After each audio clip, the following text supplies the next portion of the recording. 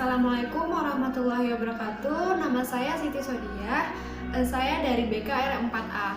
Di sini saya akan mempresentasikan mengenai layanan konsultasi. Layanan konsultasi adalah proses memberi bantuan kepada klien melalui pihak ketiga.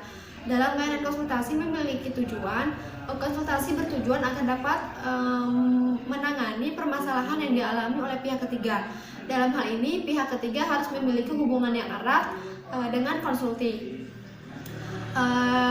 Lalu konsulti bertujuan agar dapat mengentaskan masalah yang dialami oleh pihak ketiga. Dalam layanan konsultasi ini memiliki 3 person, yaitu konselor, yang kedua konsulti, yang ketiga pihak ketiga. Nah, konselor sendiri adalah tenaga ahli yang memiliki kewenangan melakukan pelayanan konseling pada bidang tugas pekerjaannya. Yang kedua ada konsulti. Konsulti adalah individu yang meminta bantuan kepada konselor agar dirinya mampu menangani permasalahan yang dialami oleh pihak ketiga. Nah, yang ketiga adalah pihak ketiga. Nah, pihak ketiga ini adalah individu yang memiliki permasalahannya dipersoalkan oleh konsulti. Yang selanjutnya ada asas etika dasar konseling. 3 etika dasar konseling yaitu kerahasiaan, kesukarelaan, dan keputusan yang diambil oleh klien sendiri. Kerahasiaan, jadi semua cerita yang dialami oleh klien itu cerita yang diceritakan oleh klien kepada konselor itu akan dijaga dengan rahasia dan aman, tidak akan diceritakan kepada orang lain. Lalu kesukarelaan, konsulti bebas mengemukakan dan mendiskusikan berbagai hal dan berkenaan dengan diri konsulti sendiri maupun permasalahan pihak ketiga tanpa ada paksaan dari konselor. Lalu pengambil keputusan yang diambil oleh klien sendiri. Konsulti diberi kebebasan sepenuhnya untuk menyimpulkan dan mengambil keputusan sendiri, yaitu keputusan yang dianggapnya paling tepat. Lalu ada kemandirian. Konsulti diharapkan mencapai tahap-tahapan kemandirian, yaitu memahami dan menerima diri secara positif dan dinamis. Yang kedua, memahami dan menerima lingkungan secara objektif dan positif. Yang ketiga, mengambil keputusan secara positif, tepat melalui analisis dan diskusi yang lebih lanjut. Lalu apa sih yang perlu dikembangkan pada diri konsulti melalui konsultasi? Nah, yang perlu dikembangkan oleh diri konsulti yaitu wawasan. Konsulti perlu memiliki wawasan secara umum tentang pihak ketiga, meliputi diri pihak ketiga itu sendiri, permasalahannya, dan lingkungannya. Lalu pengetahuan, konsulti perlu memiliki pengetahuan yang cukup memadai kaitannya antara diri pihak ketiga, lingkungan, dan permasalahan. Lalu keterampilan. Untuk menangani permasalahan pihak ketiga, konsulti perlu memiliki beberapa keterampilan. Keterampilan ini secara spesifik disesuaikan dengan permasalahan yang dialami oleh pihak ketiga.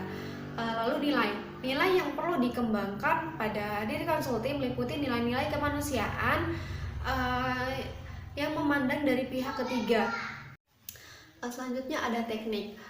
Dalam konseling dikenal adanya sejumlah teknik, yaitu teknik umum dan teknik khusus.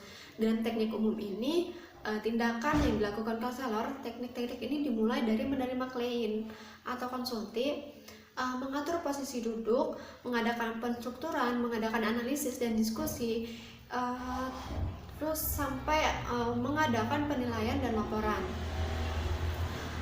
Selanjutnya teknik khusus. Teknik ini terbentang dari perumusan tujuan yang ingin dicapai oleh konsulti dalam bentuk tingkah laku, pengembangan tingkah laku itu sendiri, sampai peneguhan hasrat, pemberian nasihat, penyusunan kontrak, dan jika perlu alih tangan khusus. Lalu sepanjang proses layanan konsultasi, konselor menerapkan strategi BMB3, yaitu mengajak konsulti berpikir, merasa, bersikap, bertindak, dan bertanggung jawab berkenaan dengan permasalahan pihak ketiga.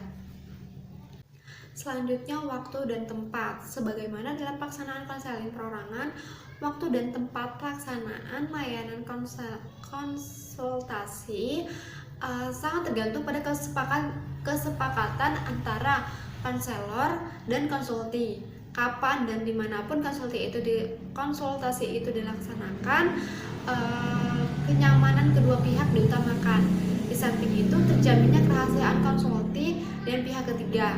Lebih jauh, waktu dan tempat penyelenggaraan pelayanan antara konsulti dan pihak ketiga juga atas kesepakatan dari kenyamanan dan jaminan atas asas-asas konseling.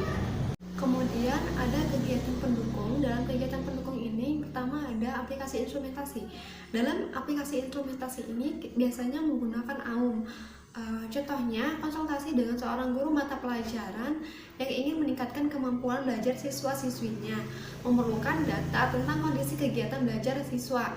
Hasil AUM PTSDL sangat diperlukan.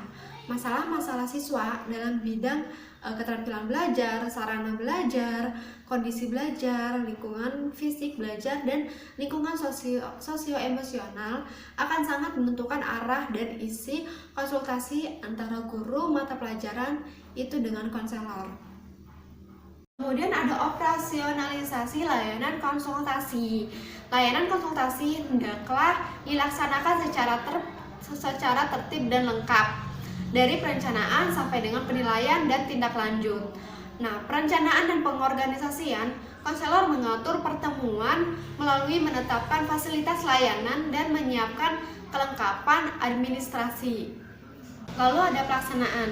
Kegiatan utama layanan konsultasi ialah menerima konsultasi, menyelenggarakan penstrukturan konsultasi, dan membahas masalah yang dibawa konsultasi berkenaan dengan pihak ketiga.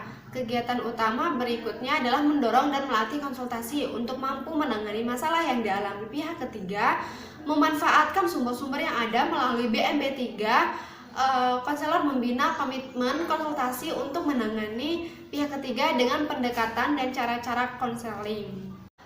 Sekian presentasi dari saya. Kurang lebihnya mohon maaf. Wassalamualaikum warahmatullahi wabarakatuh.